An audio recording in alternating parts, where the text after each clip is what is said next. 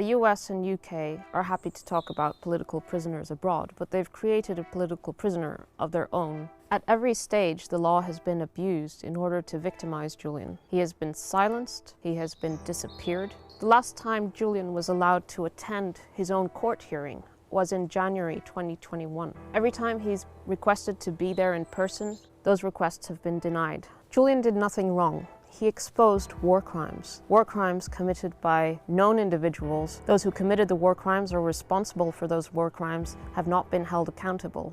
Julian is in prison because WikiLeaks is a publisher that specializes in the secrets that states keep the most hidden. Julian revealed war crimes by the US government, the world's superpower, in Iraq and Afghanistan, and the fact that it had normalized, institutionalized torture. And that superpower took revenge. The position of the UK right now is that it will extradite a publisher to the country that conspired to murder him. How can the UK government even contemplate the extradition of the man who the US was trying to assassinate? This assassination plot was as revenge for what WikiLeaks had published. The story has over 30 US intelligence officials, including very senior and named, going on record and saying that the US government was actively plotting to assassinate Julian inside the UK. This is incredible. This is a country plotting to assassinate a journalist because of what he has published. This is precisely what the UK government criticizes in other states. Conspiring to murder a journalist is wrong. It's wrong if Russia does it, and it's wrong if the United States does it too. But there's a lot of this story that we still don't know. How much did the UK government know? How far was the UK government willing to go along with the US government's plans under the CIA directorship of Mike Pompeo? These are questions that remain unanswered. The United States government is the only one that has committed crimes here. Julian has done nothing wrong. By prosecuting Julian for doing the right thing, they're also denying the existence and the validity of what he exposed. Because the United States is not a member of the International Criminal Court, the only accountability that exists is the exposure through WikiLeaks of the fact that these people were killed. So by prosecuting Julian, they're not just prosecuting Julian, they're putting the memory of all those people in prison too. Light them all up. Hey, Roger. Keep shooting. There's no question that the information that WikiLeaks published about the Iraq and Afghan wars and Guantanamo Bay was in the public interest. Julian is being prosecuted under the 1917 Espionage Act. That act was enacted during the First World War. US constitutional lawyers have long worried that the broad wording of the Espionage Act would be repurposed in order to go after the press. The Trump administration decided to prosecute Julian and WikiLeaks because the agenda of the Trump administration was to target the press. The US First Amendment is the gold standard globally on press freedom, and the prosecution against Julian is the single greatest attack there has been on the First Amendment, and that is Trump's legacy. My message to Joe Biden is that you are furthering the worst legacy of the Trump administration. Don't let this also be your legacy. Drop this case.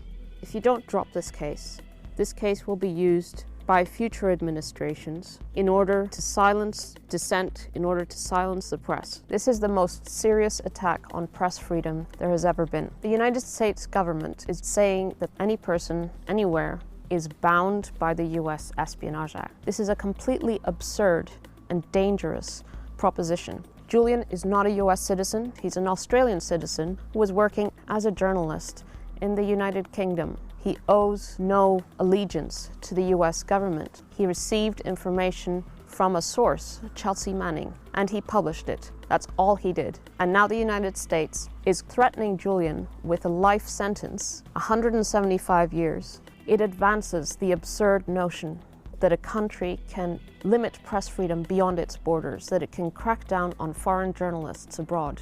Imagine if Turkey now uses the same logic that the US has used to say that a British journalist in France should be extradited to Turkey because that journalist exposed some state-sponsored crime of Turkey's, or Saudi Arabia or China. Every journalist should be alarmed about this, because if they can do it to someone as high profile as Julian, then everyone else can suffer the same fate. The fact that people have such a poor understanding about this case is down to the media. It is the media's responsibility to properly report this case, and it has not been properly reported. And that's why the public is so ignorant about it. Now, why has the media reported so poorly about this case? Part of the reason is because Julian is a media critic.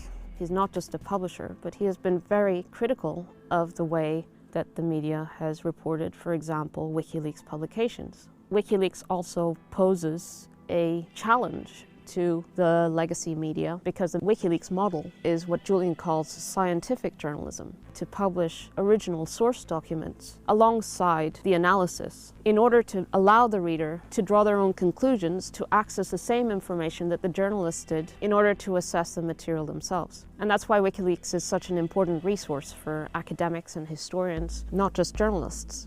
Because Julian's case is a political case, it's entirely up to the political circumstances what is possible and what is not possible. The case is so outrageous that it should be thrown out. It is also politically dangerous and counterproductive for the United Kingdom. By prosecuting Julian, they lose their ability to claim the moral high ground. The fact the UK is now calling out war crimes in relation to the Ukraine, it follows that the UK should not extradite a publisher who put evidence of war crimes into the public domain. Since the 11th of April 2019, Julian has been inside Belmarsh High Security Prison, which is the harshest prison in the UK, known as Britain's Guantanamo Bay. He's been inside Belmarsh Prison day after day, week after week, month after month, year after year, in a small prison cell on his own for most of the day. His interactions are with prisoners, some of which are dangerous. He is suffering greatly. He suffered a mini stroke in October, and obviously that's a sign that his health is in serious decline. It's also a difficult struggle for him mentally. Julian suffers from clinical depression. He has all his adult life.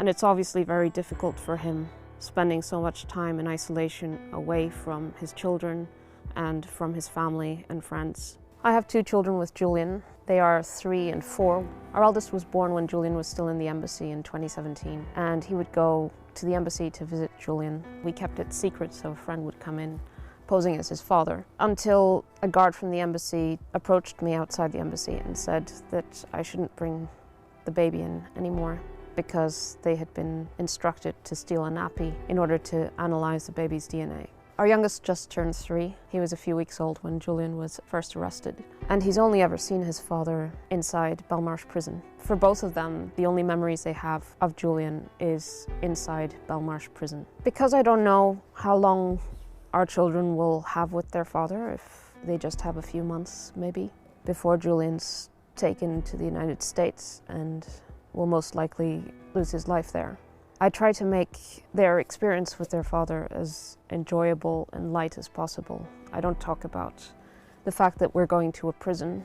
I've just said that there are bad people that are preventing Julian from coming home, but that he wants to be at home. But obviously when they go into the prison, they experience the prison. They walk past the razor wire, they get sniffed by the sniffer dogs, they have to get searched multiple times going into the prison, inside their mouth and under their feet. So they experience it themselves.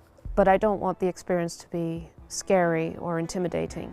So I do my best to make it a normal situation. The only thing that matters to me is to be able to reunite my family again. Julian has been deprived of being able to see his children grow up day to day. All we want is to be a normal family. The fact that he's being deprived from his family for no reason at all, just out of a spiteful, cruel sense of vengeance by the superpower who he exposed, has to come to an end. No one should be treated this way. I ask each of you to help me fight for Julian. Go to don'textraditeassange.com. There's a tab that says Take Action. Take all the actions where it says Take Action. Write to your MP. Come to the protests. There may be a way that you are specially placed to help me free Julian. Please contact me directly. Every person can contribute to help fight for his freedom. Help bring him home. Help reunite Julian with our young children. It is incredibly important that stories that don't get enough airtime in the mainstream media are able to be covered elsewhere. I encourage each person that can afford it to support independent journalists, independent media like Double Down News. So if you can, please support Double Down.